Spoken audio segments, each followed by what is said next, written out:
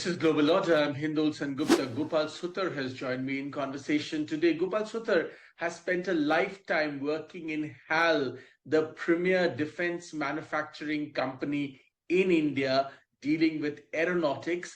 Now, as part of his career and long service in HAL, he is now retired, but Gopal Sutar recently wrote a definitive article in a major Indian newspaper after that terrible accident of the Tejas aircraft, India's 4.5 generation aircraft that crashed in the Dubai Airshow.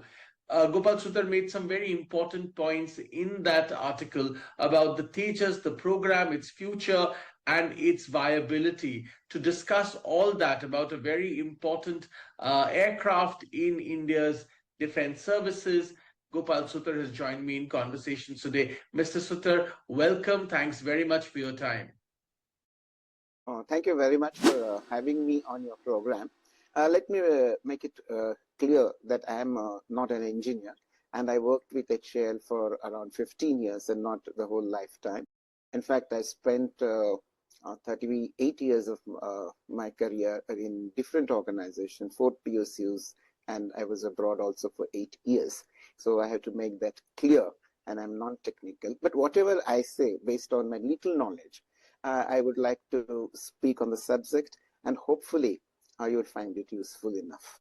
We begin by asking you the question that you wrote about in the Tejas, about the Tejas aircraft. You said that the Tejas aircraft, even though there was this terrible accident in the Dubai Airshow, you made the point that the Tejas still remains a very critical, aircraft for India's defense services.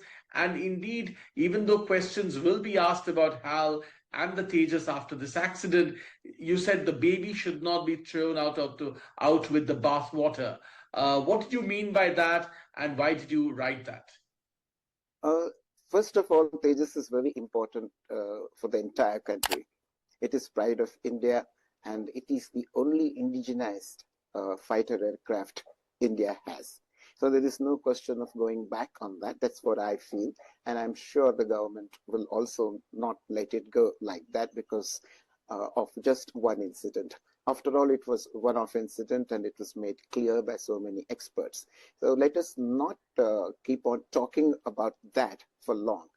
Of course, it was a sad thing to happen. We lost pilot, and a lot of other things are being said about that.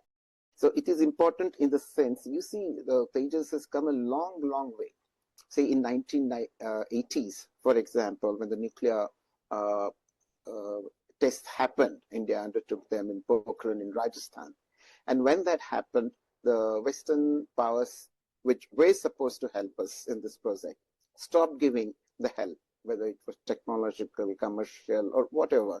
All that stopped. So it was challenging for our scientists and our engineers to get through this project. It wasn't easy for the country, which was in 1980s and much later in 90s and early 2000s. So it was a big challenge for everybody working on the project. And they have come through all that. So I honestly feel that having done so much, despite denial of technology, and because of the sheer efforts of our scientists, we have managed to come this far. Of course, there were just couple of setbacks, and that should not deter us. That was my point of view, and I think that's quite valid even now.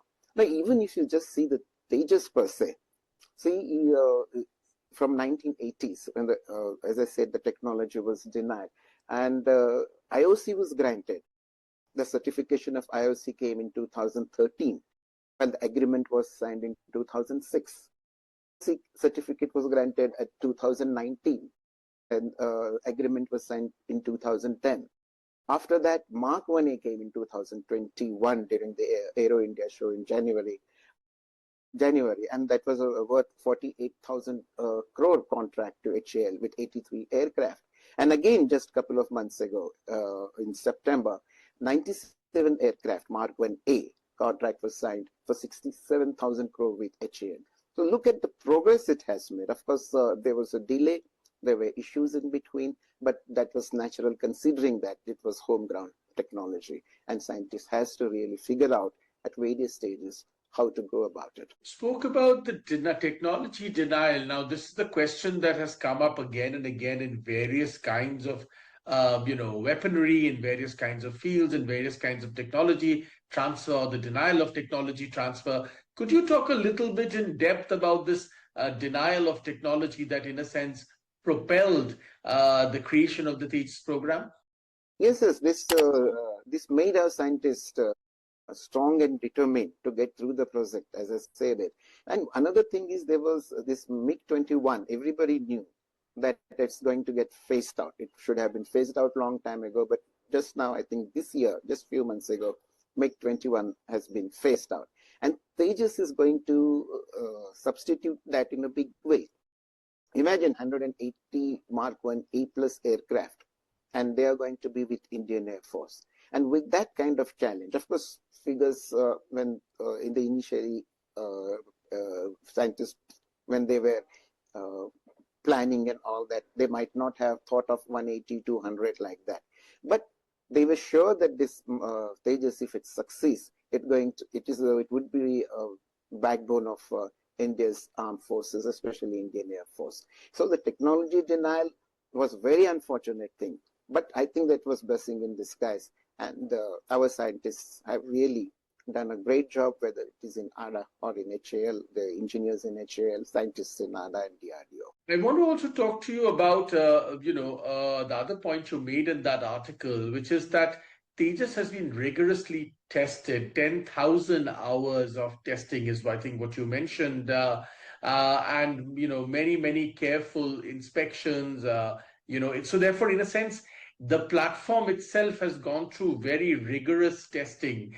And therefore, one accident, your point was, should not, in a sense, deter us. Of course, there's been more than one accident, isn't it, Mr. Sutar? Because in 2024, as your own article admitted, there was one more where the pilot thankfully successfully ejected before the plane crashed.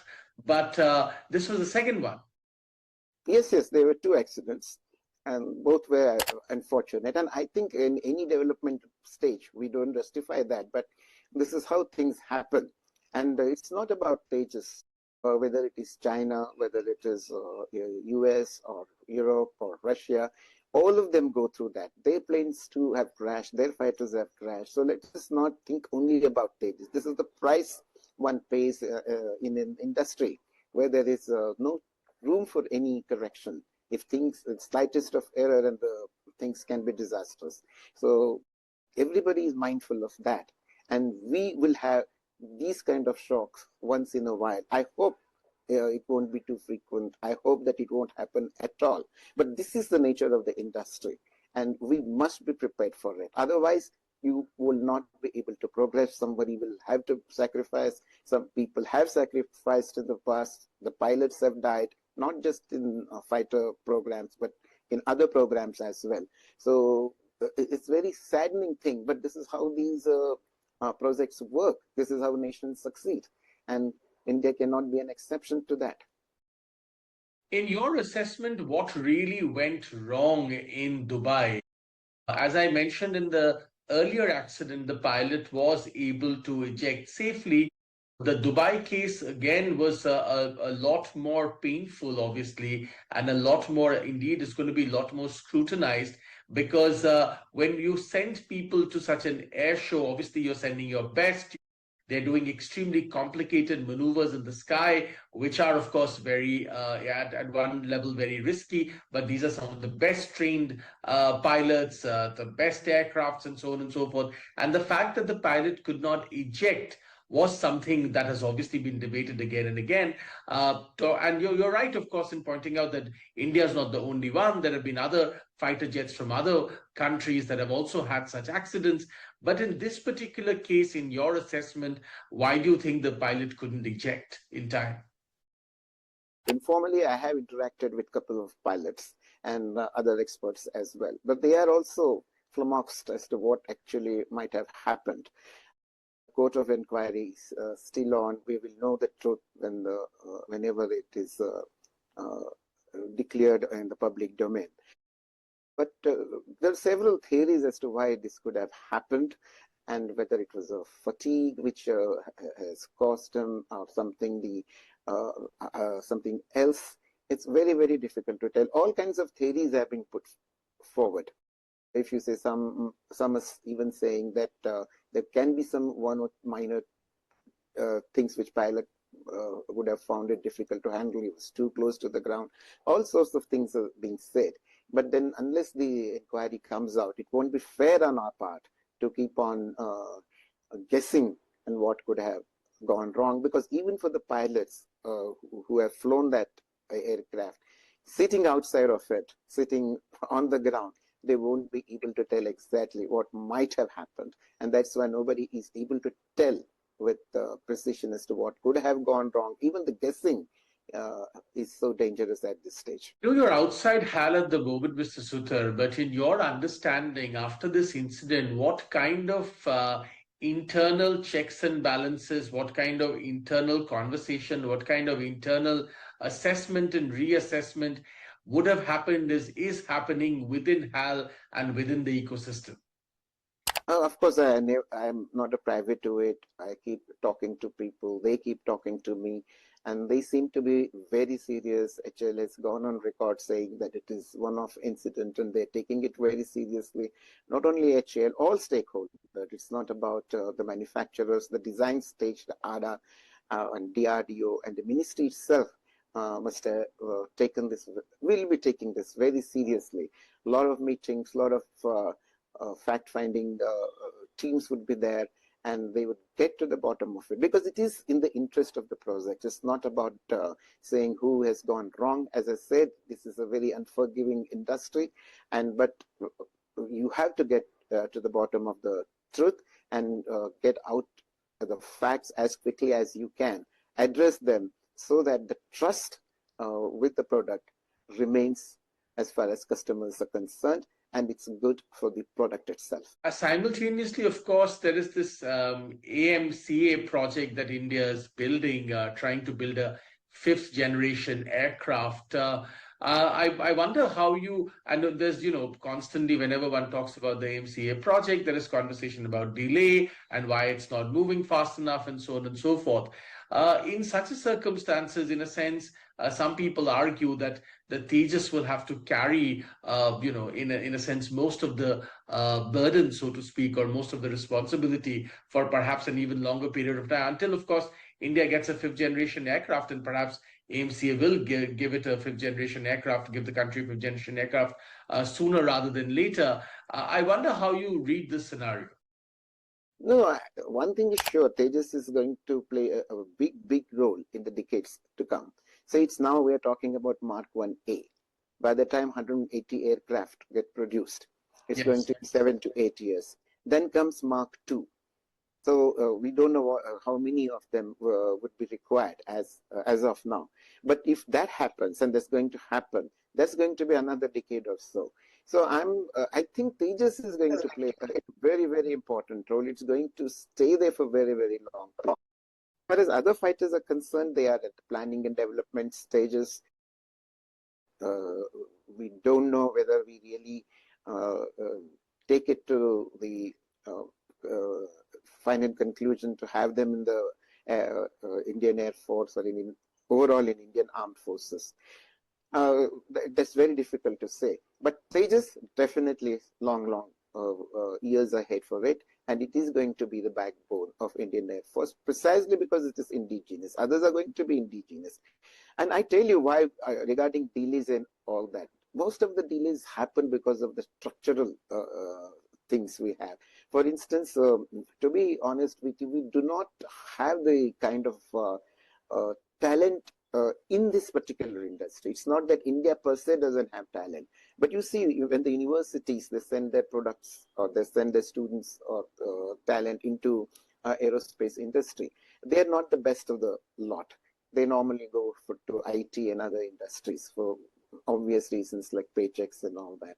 So when you do not get the best, probably you will continue to struggle. While the Western companies and the West has managed that pretty well, and they are far ahead because of the strong ecosystem they have developed, the people they get, the talent they have, and the vast resources there are in terms of money, especially, which matters a lot, not only in terms of project expenditure, but even to have the kind of manpower. You need a lot of that, which unfortunately India doesn't have, India cannot afford.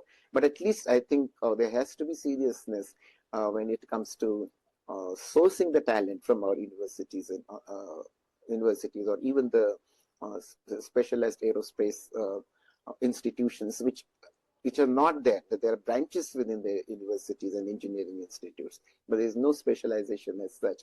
So till that time, we are going to have a lot of difficulties in matching the Western standards. I also want to ask you, there is a lot of enthusiasm in India today, hopefully, about building its own indigenous military manufacturing and defense manufacturing industry, which not only services the domestic needs, the needs of the nation, but also could be sold and provided to other nations who need it. Now, we're already seeing some of this action happen with the BrahMos, for instance, which is being supplied to certain Southeast Asian countries. Do you think with an aircraft like Tejas, that point could also come one day? Certainly. So when it comes to Tejas, just a few years ago, we were quite close to get a deal in Malaysia, 16 aircraft or so, that eventually went to South Korean FAR 50. So yes, there was always potential, and Tejas was very competitive. The very fact that you are number one or number two in the global race when Malaysia was looking for it shows the potential of Tejas. So you can't rule that out. As I said, one incident in Dubai doesn't make export not possible at all, or something. That kind of mindset should not be there, or even thinking should not be there. Yes, it is going to be difficult because everything starts getting refocused, but we came very close in Malaysia. That is one thing. Export and all that, I must tell you that there is not just one factor. There can be pricing, then there can be geopolitical issue, how nations work. It's very difficult to describe that because last moment things get changed at the highest level. You know, in the Malaysian context itself, there is a lot of Chinese interest in Malaysia. There is a lot of Pakistani interest in Malaysia, and then the Koreans were also trying their level best. The nations want to play it safe by trying to get something from the neutral place, and so that they are not really annoying any party, and that is part of the game anywhere. So it's not that they just was not really up to FAR 50 or something like that. It's just so many other equations that might have come into play. I'm not just talking about Malaysia. That you just take Argentina, for example. They have also shown the interest. But the problem is that when countries like Argentina show interest, they have their own economic things to take care. There's a lot of opposition within. There's politics within the country. And when those countries come forward, then the Western powers also get a little worried. Then there's a possibility of aircraft like F-16 getting offered half the price. So again, it imbalances the equation. So the country starts thinking that why not get something at half the price and rather than go for the new one. So all kinds of equations come into play when it comes to international market. And I'm sure Indian companies have to really get up to that. Otherwise, it will be difficult, but not impossible. Let's look ahead, sir, of this program. Like you said, this is going to be, in a sense, one of the key or cornerstones of India's air power. Now, this air power was severely tested in some senses in what we saw in Operation Sindoor. If you look at this kind of air power conflict, perhaps in the future, talk to me a little bit about where you see the role of Tejas. No, Tejas, see, once the production and delivery start getting on time, I think a lot of negativity that surrounds at times would subside. And the real challenge is delivering on time. And I think it's no point in blaming one or two companies or the manufacturer alone. So they are also dependent on supply chain factors. Like, the engines are not coming, and they have just, what I understand is that right now there are only 5 engines from GE. And of course, GE is a great customer for HAL, and I'm sure they're pursuing GE, and GE also would like to do the justice to HAL. So let us see how things unfold in next few months, because they need at least 12 to 15 engines as quickly as possible, so that you start producing, say, 20 aircraft 2 years down the line per year. And even by that average, it is going to take 8 years, 480 plus aircraft. And then you see the strength the Indian Air Force will have when that kind of thing happens. But you have to wait for at least 7 to 8 years. Yes. Let me ask you, this delay of supply of engines by GE, and this has come up in the news again and again. In your assessment, what is causing this delay? No, whatever I understand is that GE itself has a problem of supply chain, because it's not, we get it from GE, but GE has other sources to depend. And I don't know to what extent the war in Ukraine or other parts in the Europe or the Russia is influencing, the Russian war influencing whole this dynamics. I'm not really sure, but they seem to be having some problem in supplying. But they are saying they are ironed out, and let us hope that at least now onwards things start rolling back. I also want to talk to you a little bit about this entire engine manufacturing for high-end defense aircraft. We are obviously still dependent on companies like GE for this kind of supply. But there has been some conversation about why India has failed to develop this kind of technology. I mean, India is a country which is taking leaps and bounds in terms of success and advancement in, say, space technology. Now, why would such a country fail to develop engines for its fighter aircraft? Where do you think is the gap? No, this is often said about space technology versus the fighter engines and all that. But some of the scientists with whom I have interacted, they say that the space technology is slightly easier than the manufacturing of engines. Because as I said, the kind of talent needed, the kind of ecosystem we need for the manufacture of engine is not there. No point in saying that we would do it in next 5 years or 10 years. In fact, if you see, the Prime Minister has voiced this concern during his Independence Day speech. He said we must manufacture engine within the country. And if that happens, that is one of the greatest things India would have achieved in terms of arts and science and technology. And I would rate that higher than some of the projects of ISRO. But we have to wait and see whether that can happen. Because even in case of Tejas, we are totally dependent on GE. Like 404 will go in for Mark 1A, 414 for Mark 2. And that even if the technology transfer is there, the key will always be in the hands of the supplier. And they can tell you very reasons. Some are convincing, some may not be that convincing. And depending on the geopolitical situation and the leadership they are under, they have to obey those rules and those orders. And therefore, the dependency is not always good. But I feel that India is not there yet, and it is going to take long time for India to get its own engines, though there is a lot of talk, efforts are being made, and everything is being planned to get own engine, and hope that at least we get, say, about with good transfer of technology, somewhat it can be mitigated. We'll leave it at that, Mr. Sutar. Some very interesting comments on the future and, of course, the present of the Tejas aircraft after that terrible air crash in Dubai. But as you have explained in the course of this conversation, not only have such accidents happened with other aircrafts from other countries, this one incident does not in any shape or form cast a long shadow on the program and all the details of how this program will, in fact, most likely be the backbone of India's air power in the decades to come. And of course, very valuable comments on the need for India to build its own engines for such aircrafts to ensure that complete sovereignty in this aspect is maintained. Gopal Sutar, I thank you very much for your time, and thanks very much for giving us all this great insight. Thank you, sir. Thank you very much. Thank you.